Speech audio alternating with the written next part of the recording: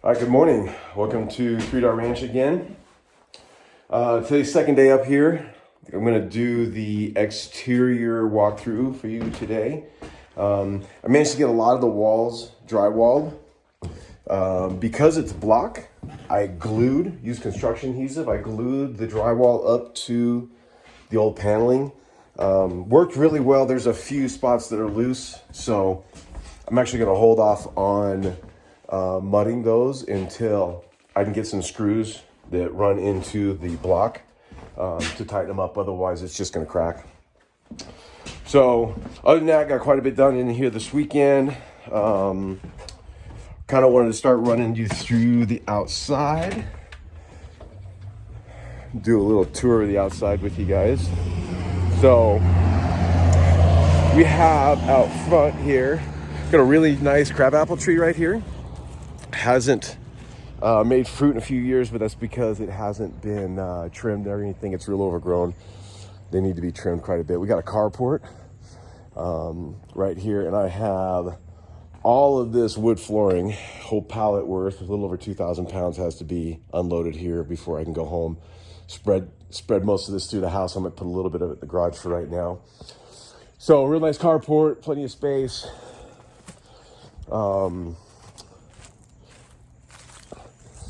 Front porch right here is really nice. It's a good size. I'm going to end up taking all of this railing down. We know that, just so we can open it up. And then the thing that I really want to do is I want to extend, come outside here, I want to extend the actual porch area from where it is now all the way out to the edge of this driveway.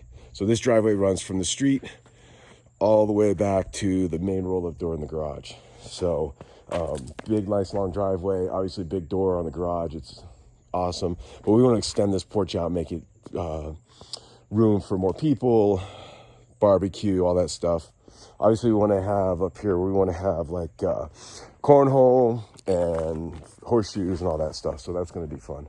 So the garage, like I said yesterday, the garage really is the main reason that we purchased this house. It is a little under 1,200 square feet. So it's 40 feet on the long way and like 29 feet on the short side.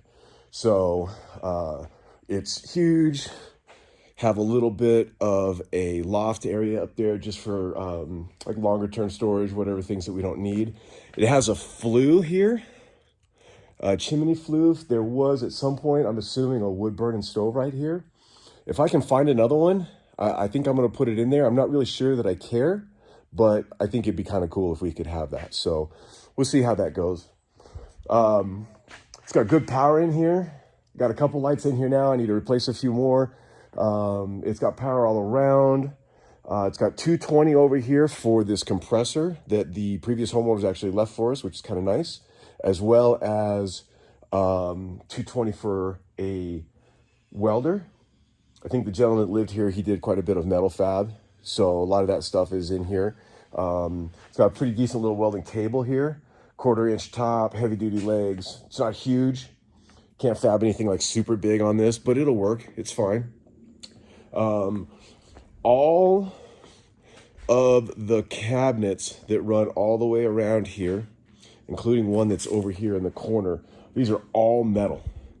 Metal doors, metal drawers. So everything in here is metal. Old, again, stuff from the 50s. It's in great shape. There's a few drawers that are going to need a little bit of love just to make them work properly. The countertops is like 1.25 inch thick granite. So it's some kind of black granite. I haven't really cleaned them off enough to see just to see exactly what it is. But all of the countertops all the way down here is all granite. So this is part of what we're really excited about. It's nicely built. It's fully insulated. Not that that, a wood burning stove is going to really warm it up in here, but it could get it decent. It could get it, at least take the chill off a little bit. It's a mess right now. Obviously, we've just been throwing things in here as we've come up. We've brought trips up here. Just brought, this is all the shiplap. Actually, I said it wrong yesterday. This is shiplap. All of this is going to go into the bedrooms. All pine, clear pine. All of this is an MDF shiplap.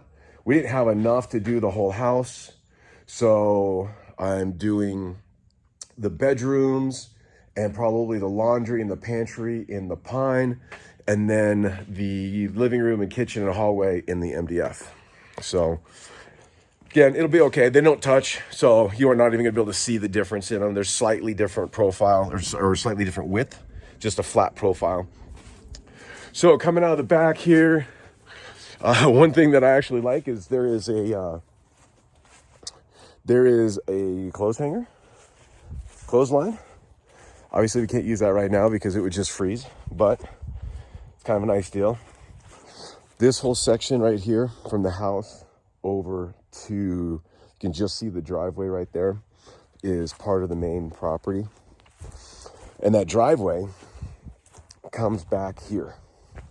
So what we have back here is a whole another 1/3 acre. It's all fenced in all the way around. It's in great shape. Obviously, all the grass out here needs a lot of love. It needs weeded and just taken care of for a few years. It'll come back looking fantastic though. There is a garden shed right here. It's got a nice space in it. Got a door. It's gonna take a second for the camera to adjust to the darkness, but got a door, comes in here. It's 10 by 16 or something like that. 10 roof, real heavy duty joists up here. Obviously kind of put together just with what they had. Now, an interesting thing about this place is that around, literally like 3 blocks from here, there is a sawmill. And I don't know if you can still do it, but at some point you could go over there at the end of every day and you could pick up all of the offcuts from the ends of the boards as they milled them. So what that means is 2 things. Number one, that like this garden shed, you'll see, is a flat stacked, mostly 2x6 walls. So all of these walls are made up with about 18 to 24 inch pieces of 2x6. They're stacked. I'm assuming they're pinned all the way around. The RV parking is the same thing. So one of the things I'm going to have to do, we'll see some areas like this where it's starting to kind of come apart. It's being pushed out on right here. And then in the back, there's an area that's actually completely fallen down. What my plan is I'm going to come in here and run vertical 2x4s or 2x6 on the inside and the outside, and then run lag bolts or all thread all the way through from the inside to the outside, tie the 2 vertical 2x4s or 2x6s together. And what that'll do is I'll keep these walls from moving in or out. And then from there, if I do that every couple of feet, then I would have put an actual metal siding on this just to protect it and make it last even longer. Because as it is, it's gonna, as long as I keep it from falling down, it's gonna be, 50 years before the wood actually starts to deteriorate. So anyway, a little more section, parking for a wheelbarrow and riding lawnmower and stuff. There's another storage room over here, which is actually still full right here. We'll have to deal with that, get that cleaned out. That's one little present that the previous homeowners left us. So the other thing that you'll see is, because you could pick up all of this lumber every day, we have a ginormous pile of these offcuts. It runs from that corner 2 or 3 layers deep, 6 feet or so high, all the way down to that corner of the property, which I think is around 80 or 100 feet. So if I had to guess, if I put this into cords, I would say it's probably 20 or 25 cords of wood. It's out here, it's been weathered, it's in pretty good shape, it's extremely dry, so it does burn fairly fast. But you know what, it's something, you know. It's here and we can use it. So we have a pole for the phone. Another interesting fact about the house, the main house has 3 completely separate phone systems in it. Probably an original one from later on, and then one from recently. Then in addition to that, we also have fiber optic in the house. The phone guy is telling me that this pole is no longer in use, and that one of their goals for this summer is to come in here and take all this lines out and take these poles out, which would be really nice because it would get that pole out of the middle of the yard back here. So this area right here is the garden. It's in pretty rough shape. Obviously, it's overgrown with weeds and with some ground cover, grasses, all of that. It's going to take some work, and we're probably not even going to do too much with this for the first year or two. We're concentrating mostly on the house. You can see down here, take a look. I don't know how well you can see this, but there's substantially more wood back here than I even realized. I didn't know all this was back here. I knew there was some back here, but I didn't realize there was this much. Yeah, it's got to be 20, 25 cords of wood. So, like I say, it's not the best burning wood, but it works out. It's fine. So anyway, we'll get this. We'll probably rototill this. I need to cut these trees out. We'll get this tilled up so we can start getting the weeds cut down so that they don't keep coming back. And we're probably, especially if that pole comes out, we may even expand this a little bit. It's not huge. It's 20 by 35 or so. It could stand to be a little bigger. Now, out along this fence line, right down here, and then across the back, we're going to put all fruit trees. So we're going to line that up, get as many peach and pear, apple, whatever will do good. We're in zone 5B, so that's not the best zone for fruit trees or late season crops or anything that's slow growing. It will definitely have some problems with that. So the greenhouse, like everything, is a little rough. Most of the glass needs to be replaced. Most of the roof needs to be replaced. Obviously, we have a big wasp problem. There's probably 30 wasp nests in here right now. So we'll have to deal with that come spring. All this glass is going to have to get replaced. I'm going to replace all this roof, along with some of the joists are not in the best of shape. And then down here, they had built up a bed to plant in, but the problem with that is 2 things. Number one, these railroad ties are original railroad ties from an actual railroad. When you go buy railroad ties, most of the time they're not treated for railroad use. And I forget the material that they treat that stuff with, but what it is not good. It's not healthy. You don't want that stuff in your soil. You don't want that stuff in your plants. So like in here, where this dirt is right up against the railroad ties, number one, it's going to cause the ties to disintegrate pretty fast. Even though they're treated, they're still not designed to be completely underground. So we're going to tear all this out. And what we'll do is we'll put shelves in here. We'll put like actual greenhouse shelving so that we can grow stuff in here with that. And other than that, it should be in pretty good shape. I mean, it's going to take some work, but it's a very large, very useful greenhouse. Even with the short growing season here, this will really help out. We should be able to be planting stuff out here by mid-April, I would say, and probably keep some heat in here for a while. I mean, to give you an idea right now, I don't know how accurate this one is. My phone says it's like 30 right now here. This shows it's a little higher than that, about 35. So that's with all the windows being open and broke open and not fully, capturing all the heat. So we have another space back here. It's big enough right in this area. We can park a small RV. It can't be real big. Big fifth wheel probably wouldn't fit in here. But a small, just a tow behind would fit in here, no problem. And then another area here that we can park. But a couple of things they left us a lot of junk in here, to be honest with you, and that's okay.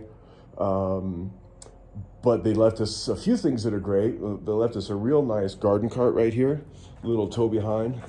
We'll get that used for sure. And there is power out here, or there is power lines out here. I brought my meter out here and it doesn't look like there's any juice. I think what's happened is that, I'm gonna close this real quick.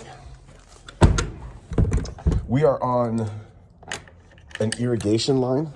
So we have a separate water for the irrigation, separate from our potable water from the house water. And they ran that over here into the corner of the yard, and then this piece feeds 3 or 4 properties right here. So the property there next to us, the one behind us, and then our property, and then our property. All that comes up right here in the ground. And the line for the house, for the power, I believe, runs from the back of the house at the meter, pretty much straight right here, and then over to the building. And I suspect that when that was done prior to this water line, and I'll bet the water line is dug quite a bit deeper just because of the frost. So I guess, I figure that somewhere right in here, they probably cut that power line and left it, would be my guess. So somewhere down the line, we will start digging that up and figure out where that line's broken. Although I'm gonna bet it's right in here somewhere. So anyway, that's the outside of the house. We've, like I said before, we wanna insulate the exterior. So here where it's just the exposed block, I wanna put a sheet foam on here and then a metal siding. The roof, we need to strip out. We need to put a metal roof on there, get that taken care of. In fact, before I leave today, there's 2 spots that are over the top of the porch cover right here that are leaking. I can see them. You can see where it's leaking. I'm gonna pour a little bit of roof patch into those 2 holes, just so that I think there's gonna be some rain in the next week or so. So I wanna try to seal those up as best I can. I got up and sealed the fireplace chimney flue, sealed all around that because it looked like it needed some work. So anyway, that's the outside. It's in pretty good shape. We've got a lot of grass. We're gonna have to definitely get a riding lawnmower, which is not breaking my heart at all. The yard needs the grass needs a lot of work. It needs to be aerated out. Probably 2 or 3 good passes, and then sanded because it's really uneven. And then a lot of weed and feed and start overseeding it. It'll look great. Another, maybe not this summer. It'll look decent by the end of next summer. It'll look fantastic. It'll be nice. So anyway, that's where we're at. Now you know what the outside looks like, and we can always follow through. So anyway, if you're enjoying it, like and subscribe. Don't forget to share it with your friends, and appreciate your time. Thanks.